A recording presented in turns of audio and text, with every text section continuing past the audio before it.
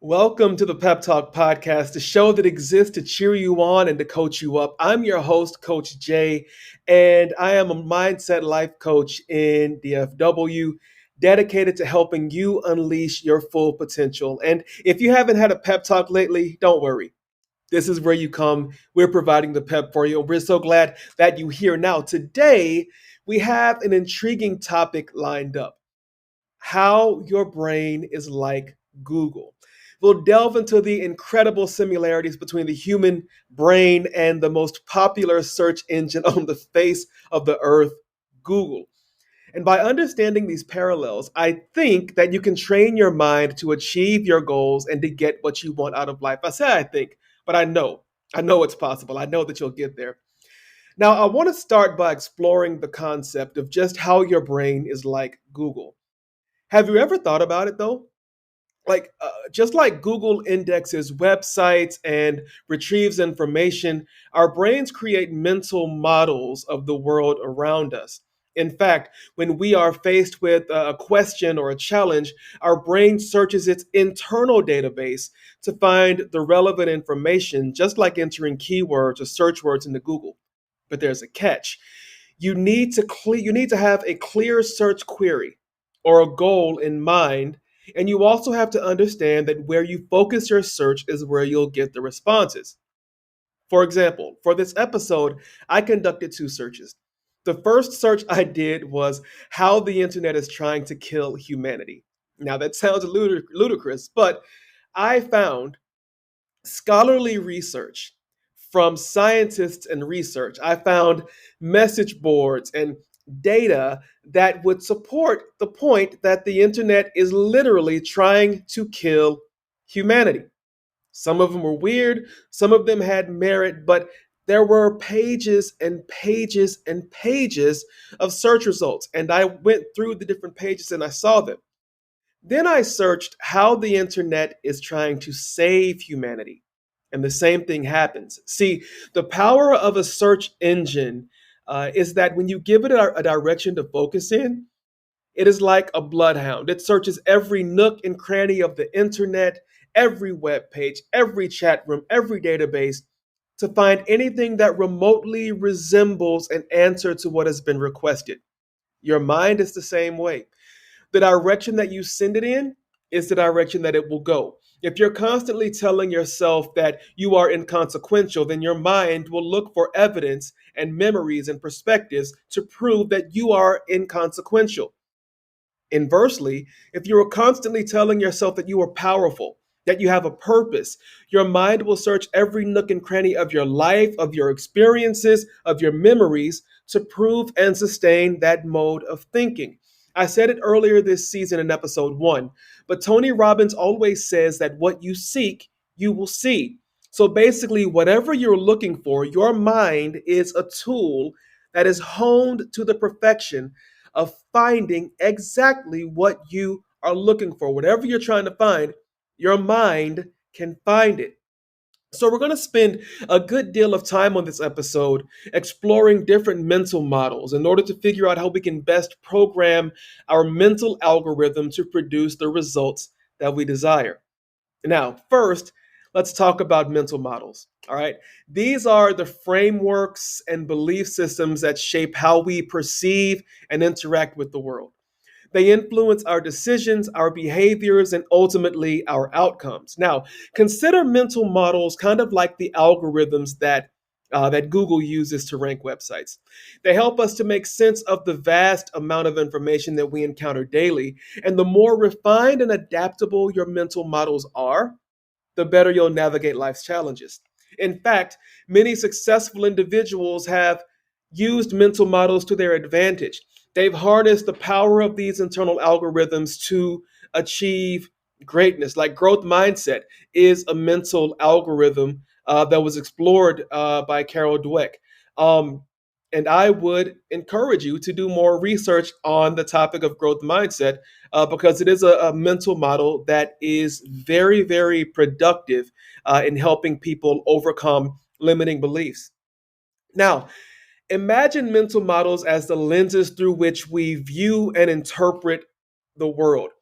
They're our internal framework. They're like our CPU. They're like the programming that Google uses to work its algorithm, right? So our internal framework, our mental models, are our belief systems and our cognitive shortcuts that shape our understanding of reality. And I've said this before as well, that our mind is looking for ways to be efficient, to use the least amount of energy, right? And so it falls back on these mental models to produce quick results. Now, here's how mental models affect our thought processes and perspectives. They influence our perception. They influence how we perceive situations, people, and events. They filter and they shape the information that we receive, coloring our perspectives, and they influence our initial reactions. Have you ever received good constructive criticism from someone that you don't like, and you weren't able to take in the good things that was said? You just saw the person that you don't like telling you something, and you automatically, your efficient mind took you to that negative place. That's a result of a mental model. They also guide our decision making. They act as templates. And y'all know what templates are. We use Canva, Google Docs are all templates that help make things easier, right? So they provide us with a structured way to analyze and respond to situations. Okay. Our mental models determine whether or not we see an opportunity or an obstacle in any given situation and scenario. And they also shape our behavior. Our actions and our behaviors are strongly influenced by our mental models. For instance, if you hold a mental model that emphasizes the importance of continuous learning, you are more likely to continue seeking out knowledge and opportunities for growth. Now, I want to present to you some mental models, and I want you to take notes on these, or pause the episode and pull up your notes so that you have these. And I want you to see which one of these mental models is kind of your default, and also explore whether that default is working for you in the way that you need it to, because you can always change the mental model that you operate from. Just like Google can always go in and change the algorithm to how Google finds searches. When you change your mental model, you are changing your algorithm. And when you change your algorithm, the search results are going to be different. So here's the first one. The map is not the territory. Now, this mental model emphasizes that our mental representations of reality are not actually reality. It encourages humility and open mindedness by reminding us that our perceptions and beliefs may not always align with what objective truth is. So it encourages us to be open to listening to other perspectives, because our reality, may not be what reality actually is. So the map is not the territory. Then there is the circle of influence versus the circle of concern, which many of you will know are from Stephen Covey's The 7 Habits of Highly Effective People. Now, this model distinguishes between the things that we can control, so our circle of influence, and the things that we can't control, which are the circle of concern. So it encourages focusing energy and effort on what's within our control and not freaking out when we encounter situations that we cannot control. Then there's Occam's razor. I love this one. Occam's razor is a scientific principle that says that when faced with multiple explanations for a phenomenon, usually the simplest answer is the correct one. And it's been a great way for many researchers and scientists to parse through a lot of very difficult situations and derive good results. So if you have an Occam's razor mental model operating, then you're looking to parse the simplest answer out of multiple difficult or challenging circumstances. Okay. Then there is the zero sum thinking versus the win-win thinking. So zero sum thinking sees resources as finite, meaning that if someone wins, someone else has to lose, versus a win-win mental model that says uh, there are mutually beneficial outcomes where both parties can benefit. I like that one. You like that one? I like that one. I think that everybody can win. I think there are enough resources where everybody can win. Then there's the hedgehog concept. And this is from, I believe, Jim Collins's book, Good to Great. And this model encourages, and this mental model is highly adaptable in business settings. Okay, um, it encourages individuals to find an intersection, a convergence of what they're passionate about, what they can be best at, and what drives their economic engine. It is about finding the convergence where everything in your life meets. And a lot of coaches will coach their clients using this mental model to find what you're passionate about, what you're best at, and what's going to bring the best financial gain. And that's where you will find your purpose or your pathway. And that's called the hedgehog concept. We're looking for a convergence there. Then there's confirmation bias. Okay. Many of you have heard of confirmation bias. And basically, what it tells us is that it reminds us that we tend to seek out information that confirms our existing beliefs. We want to be right. So we're looking for the information that's going to confirm how right we are. And if it contradicts that, then we don't want to have anything to do with that. And then finally, there is scarcity mindset versus abundance mindset. Scarcity mindset, again, from Stephen Covey, um, relates to one's view of resources. Scarcity mindset says there's not enough, so I've got to get mine, even at the result of other people. While abundance sees opportunities for everybody, which opens your mind up for collaboration and for sharing. Now, these are just a few of many mental models, but my question for you is, which one of those mental models um, is you? Which one best describes you? And if you're watching on YouTube, type it in the chat. I'd love to know in the comments which mental model you find yourself subscribing to, and even why. And if you're listening to the podcast on audio, just leave me a message on my social media at _JB Speaks. I would love to hear from you to know which mental model you are right now subscribing to. And also, if after hearing about these, there's anyone that you were more curious about getting information from. So drop that in the comments. Hit me up on social media. I would love to know. Now, again, these mental models are frameworks. It's like the programming for the algorithm that Google uses. They inform our decision making, our problem solving, and they allow individuals to tap into what's great within them in order to produce a desired result.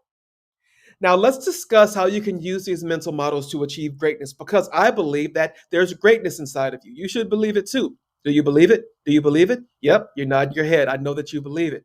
So, mental models allow us to identify limiting models. So, we start by identifying any limiting mental models that might be holding us back. We have to be able to recognize negative beliefs or thought patterns that hinder our progress. We all have them. Okay, we all have the limiting beliefs that seek to hinder us, but having an understanding of your mental model can help you to overcome those limiting models. Some of you have models that have not been serving you for 20, 10, 30, 40 years. Guess what? It's not too late to shift that. It takes some work, but that's why we have coaches. Wink, wink, like your boy right here, Coach Jay. All right. Mental models also help you to adopt more empowering models. So you replace your limiting models with empowering models. You embrace mental models that align with your goals and your aspirations. For example, if you want to excel in your career, adopt a continuous improvement model, right? That encourages lifelong learning. And then mental models help by applying models strategically. So you identify your mental model, right? Okay. Then you utilize that chosen model in your everyday life, in every circumstance and opportunity that you have an opportunity to. You make decisions, you set goals, you take actions based on these models. Consistent practice will lead to repetition, which allows for less work on the back end as it becomes a much more automatic thing for you. But in the beginning, it will take some work. However, we're not afraid of work, right? Affirmation, I can do hard things. So I can change the way that my mind works, right? To achieve the desired end that I want in my life. I believe that you can do it. So now that we know about these mental models, okay, I want to talk briefly about setting clear objectives. Now, when we talk about your brain being like Google, if I have something specific that I want to know, I want Google to tell me how to make the best peanut butter and jelly sandwich. I'm not going to type in the chat in the search bar, Google teach me how to make a sandwich. Google will then tell me how to make every type of sandwich, and a peanut butter and jelly sandwich might be buried far back in the search results. It is important. It is so important that you have a clear direction in your mind, that you give your mind a clear direction. Just as Google needs specific keywords, your brain needs clear and specific goals in order to guide its search efforts. Again, your brain, once you give it a direction to go in, your brain is going to look for patterns. It's going to, your brain is a bloodhound. It is efficient and it will find exactly what you are telling it to find, provided you are clear in what you're going after. By setting well defined objectives, you give your mind a clear direction, and thus it increases your likelihood of success. I know a woman who has talked about how she wakes up daily and she sets her mindset toward gratitude. Her daily objective is to find things to be thankful for. And she told me that as a result, every day she feels herself overwhelmed by how blessed she is. She constantly thinks about memories that are dear to her. She constantly thinks about the good things, the positive things that are happening, and it helps her to better suss through negative things that may happen because she is approaching problems through a lens of gratitude. Another friend told me that as he was trying to discover his lane in business, he woke up and began setting his intention toward finding a profitable business opportunity that aligned with his inner core beliefs and what he believed about life in his heart. And he said that nothing happened at first, but over time, as he continued to wake up and set his intention, he said his mind brought to his attention how he was surrounded by problems that needed to be solved. He found himself surrounded by a networking with people who were in the business space, entrepreneurs who were doing the very same thing that he longed to do. They found their lane. He found himself in the presence of mentors who were giving him great ideas, and he discovered that as he kept doing this and as he kept setting his intention day by day, giving his brain something to focus on, he found the pain point that ultimately led to him starting his business. Again, he woke up with the clear objective. It's like tapping it into the Google search bar. And his mind did the work. He found himself in situations. He remembered things. He was able to see different perspectives. His mind combed through the indexes of his life experiences and his perspectives and found an answer to the problem that he'd given it to search for. Now, again, the entire focus of this episode is getting you to realize how your brain operates like Google. And the key here is that we have to purposely provide our mind with a direction and a clear focus. Greatness is attainable, okay? But you have to check your keywords. You have to check your search terms in order to get the search results, the life results that you want. Now that we understand the importance of training our minds, hopefully you do understand that. Let's dive into some practical techniques that can help you harness the Google-like power of your brain. I want to talk about a couple of things specifically: mindfulness and visualization. So mindfulness is the practice of being fully present and aware in the moment without judgment. It's like a mental search engine that helps you focus your attention and observe your thoughts, emotions, and sensations. And here's how you can use mindfulness for mind training. Number one, start small. Begin with short mindfulness sessions, like just a few minutes each day to build the habit gradually. Okay? So that involves breath awareness. Pay attention to your breath. Feel the sensation of every inhale and every exhale. And when your mind wanders, just begin to bring your focus back to your breaths. And then thought observation. Watch your thoughts as they arise. As you are being mindful, watch your thoughts as they arise without getting caught up in them. Just notice them. Think of your thoughts as search results. And as you notice them, you're combing through those search results to find what you can use and which ones you need to toss out. Okay? All right. Visualization. So visualization is like creating a mental vision board. You still make vision boards out there? Or a search query for your brain. And here's how you can use visualization for mind training. Number one, define your goal. Okay? Clearly define your goal, and then you're going to create vivid mental images of it. Neuroscience has said, and I want to get this right, that visualization, creating vivid mental images and allowing yourselves to feel the emotions of those images, are really what spurs the mind and the body into change. What have you got to use, right? So you define your goal. It's a clearly defined goal. You create vivid mental images. So, okay, I have a clearly defined goal of not just growing this podcast, but growing a community of people, which we have on Facebook. Please feel free to join. Okay, I have a vision of a podcast that is ranked number one on Apple Podcast rankings.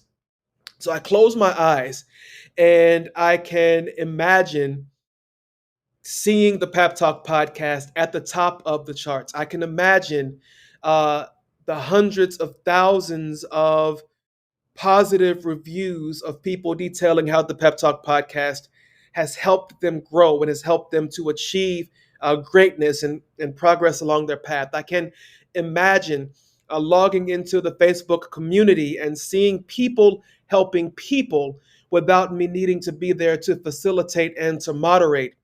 And it feels really good. It feels really accomplished. And I can imagine the smile on my face and the gratitude in my heart as I'm thinking about this goal. Now, once you've done those two things, you've created the clarity, you've created the mental visual images, you want to repeat this regularly. So I want to wake up every morning and I want to take some time before I start my day to mentally imagine, to visualize what accomplishing the goal feels like, and to feel the emotions, allow them to wash over you. It's cool. It's cool. Now, I want to add something else, but also I want to say that allowing yourself to feel the emotions will help to reinforce the belief in the possibility of success. It's important. The emotions play a role in that. But I also want to throw out there that sometimes it is good to visualize the negative outcome, the things that you really don't want to come. Because I found that I can imagine much, much, much, much worse than what might actually happen in any outcome. For example, if my clear goal is to have a top-ranked podcast, an Apple podcast, right? Negatively, the worst that I can imagine is that I lose every single one of my listeners. That's the worst. Now, the reason that I might choose to visualize the negative is that if anything negative happens, there is no way that it's worse than what I've imagined for myself. I found that human beings can be very negative, very negative. And I think that if you can imagine the most negative thing that you could think of, then I think that makes you better able to handle any other negative things that may happen along your journey. And there will be things, right? There will be things, but it's okay. We'll get through them. Now, these techniques, you can use them separately. You can use them in combination. I think meditation might be another one of them that is really, really good to use. But they improve focus, they enhance your mental clarity, and they help you develop a strong and efficient mindset. That's what we want. And remember, like Google's algorithms, your brain becomes more efficient as you use them. Google learns what you like. TikTok learns what you like. AI learns what you like. Just like all of those things, your mind learns. And it becomes more efficient and more productive with practice and repetition. So to sum it all up, As we get ready to close out this episode, your brain is indeed like Google. With the right mindset and the right strategies, you can search and find the success that you need. So start implementing these strategies in your daily life. And I want to know how your mindset evolves. Again, type it in the comments of the YouTube video at PepTalk Podcast, at JB Speaks on Instagram. Let me know what's happening. Hit me up on TikTok, wherever you see me, active, in the Facebook group. I want to know how this episode has affected your mindset and what your steps are moving forward in your journey, in your mental models. But also understand the journey to unlocking your full potential, it's just begun. It has just begun. You are right at the beginning of it, and your canvas is blank. And what it looks like at the end, it's going to be dependent upon you. And my job as Coach Jay is to cheer you on, to coach you up, but also to present you with the information and the tools that you need to be better. Listen, I'm not holding anything back from you. I'm giving you all of my research. I'm giving you my knowledge. I'm giving it to you for free because I believe in the possibilities of who you were created to be. And I want you to get everything that I have so that you have the knowledge and the tools to implement these things in order to become the best you possible. Now, if you listen to all of this and you want some help navigating, please reach out. I have both group and individual plans that I'd love to work with you more on. However, if you just want to listen to the podcast, that's awesome too.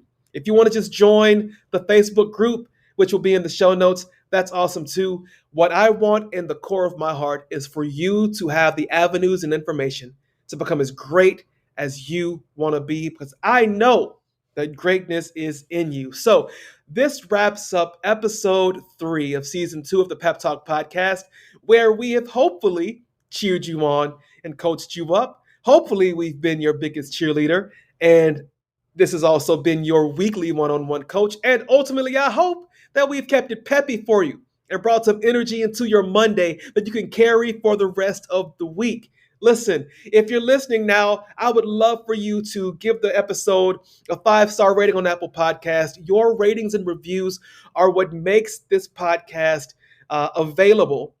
Speaking of algorithms, using different algorithms, Google, Spotify, Apple, so that more people are exposed to the work that we're doing on the Pep Talk Podcast. If you're watching on YouTube, welcome. Glad to have you. Share this video with a friend, with a family member, so that they can also see what you're getting, the value that we're giving you on these weekly episodes of the Pep Talk Podcast. Listen, I love you. I hope that this Monday is going great for you. I hope that you have a great week. And as we say when we close every episode, keep it love, keep it light, and keep it peppy. We'll see you next week on episode 4 of the Pep Talk Podcast. Until then, y'all be blessed and peace be with you. Bye.